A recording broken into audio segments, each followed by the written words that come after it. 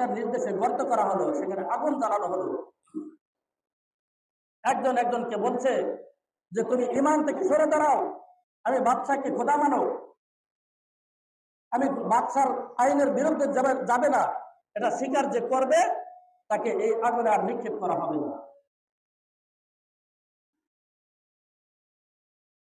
প্রত্যেকের মুখ থেকে একটাই কথা আসে, আমরা একমাত্র মালিক আল্লাহর উপরে ঈমান এনেছি, আমরা আর বেঈমান হয়ে মৃত্যুবরণ করতে চাই না।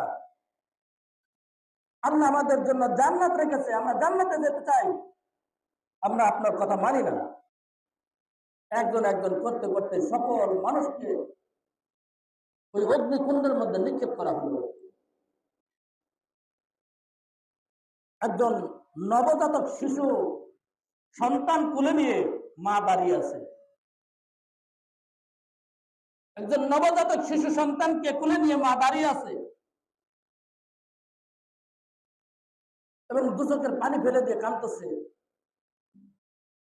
মনে মনে ভাবতেছে, আয় আল্লাহ, আমি ঈমান আনার কারণে সকল মানুষ মৃত্যু যেভাবে করলো, মৃত্যুবরণ করলো, আমাকেও হয়তো এভাবে মৃত্যুবরণ করতে হবে।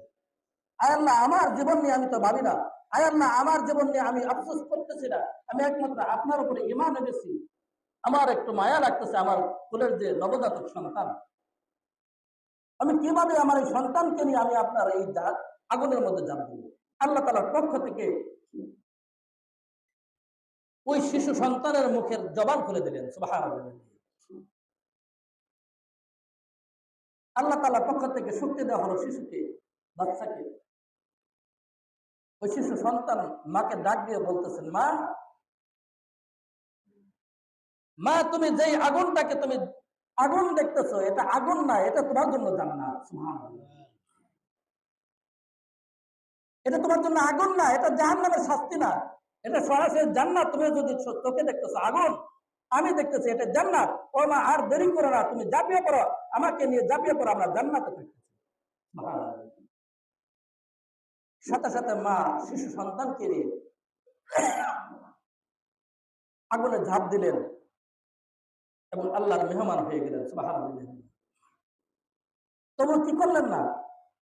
আল্লাহর পথ থেকে, ঈমান থেকে সরে দাঁড়ালেন না। না দাঁড়াইছেন কেউ? এর নামই হলো ঈমান।